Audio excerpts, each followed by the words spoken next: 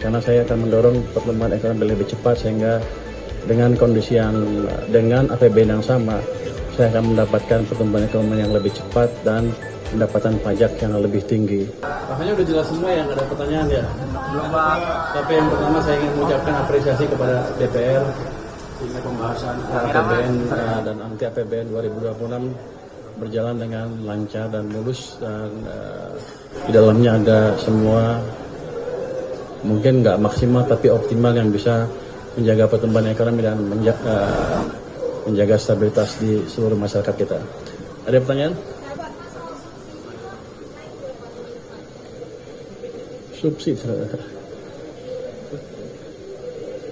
Subsidi saya lupa angkanya, tapi berapa? Naik nggak dibanding tahun lalu, tapi yang jelas masih ada, masih cukup banyak dan cukup besar.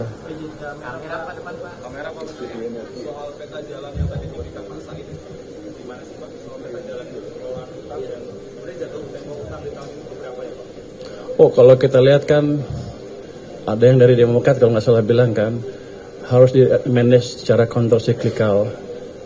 Artinya antara lain dia bilang harus di manage secara bijak dan countercyclical, dalam pengertian gini, kalau ekonominya kekencengan ya nggak usah kebanyakan utangnya, tapi kalau ekonomi butuh stimulus ya kita kasih stimulus dari ekonomi, dan mungkin dalam hal itu akan harus menambah utang. Jadi itu utamanya. Jadi batas-batas utang itu harusnya nggak rigid, tapi tergantung pada kondisi ekonomi. Tapi kalau saya lihat ke depan, harusnya kita nggak akan terpaksa menambahkan utang lebih, karena saya akan mendorong pertumbuhan ekonomi lebih cepat sehingga dengan kondisi dengan APBN yang sama, saya akan mendapatkan pertumbuhan ekonomi yang lebih cepat dan pendapatan pajak yang lebih tinggi. Jadi harusnya saya tidak akan ngutang terlalu besar. Mungkin saya perkirakan ada kemungkinan utang yang saya terbitkan tidak akan sebesar yang ada di APBN. Nanti kita lihat semester pertama tahun depan gimana realisasi pertumbuhan ekonominya. Saya pikir dengan memanage uang yang betul, yang baik, di mana uang pemerintah tidak mengganggu ekonomi, itu aja udah tambahan sedikit yang signifikan ke pertumbuhan ekonomi dan otomatis ke pendapatan pajak kita. Kalau saya nggak salah hitung, setiap tumbuh 1%, tambahan tumbuh 1% ekonomi, saya dapat tambahan income sekitar 220 triliun atau lebih. Jadi itu yang kita kejar. Kalau tambah 0,5%, income saya tambah 110 triliun. Jadi itu yang kita kejar nanti. Maaf ya, belum Pak. Iya, Pak, izinkan terkait defisit, sebelumnya Presiden menargetkan untuk 0% 2 tahun ke depan. Tapi kita lihat APBN yang tahun depan ini angkanya justru naik dari 2,48 jadi 2,68. Nah, ini gimana caranya supaya bridgingnya nanti bisa 0% Pak? Karena market juga butuh kepastian kan soal itu. Anda tadi dengar Demokrat usulnya apa dari Pak Said? Bijaksana dan kontrol siklikal. Itu tadi, kalau lagi butuh kita dorong, tapi kalau nggak butuh kita kurangi. Kalau seperti sekarang, keadaan seperti sekarang, saya potong semua, saya belanja daerah nggak saya tambah, yang lain saya potong. Ketika ekonomi lagi melambat, akibatnya apa? Anda udah lihat kan beberapa minggu yang lalu ada yang mau besar-besaran.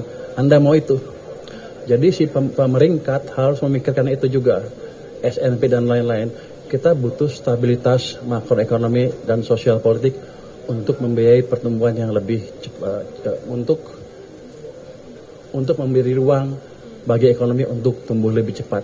Kita harus lebih sedikit sekarang nggak apa-apa, toh masih di bawah 3%, kita jaga di bawah 3% kan. Jadi masih amat prudent. Kalau Anda lihat ya, Anda pernah belajar ekonomi nggak? 3% dan 60% itu berasal dari Maastricht Treaty, ikutan dari Eropa ya. Katanya itu adalah pegangan yang paling strict di dunia.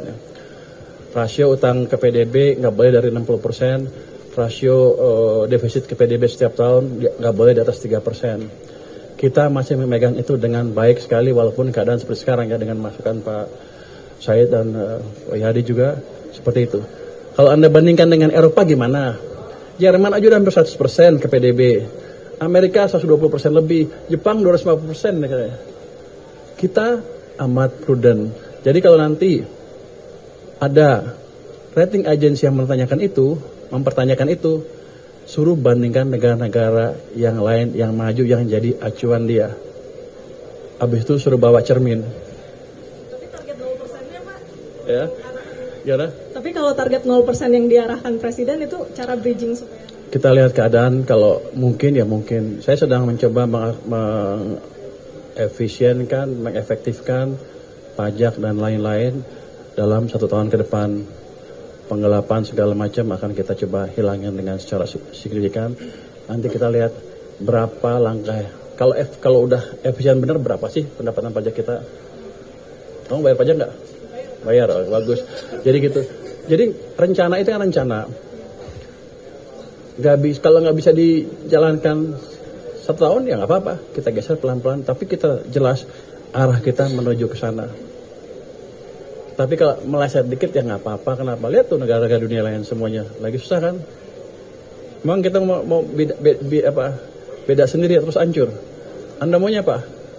Kalau Anda pilih apa? Nah gitu kan. Jadi harus dukung ya. Just kidding.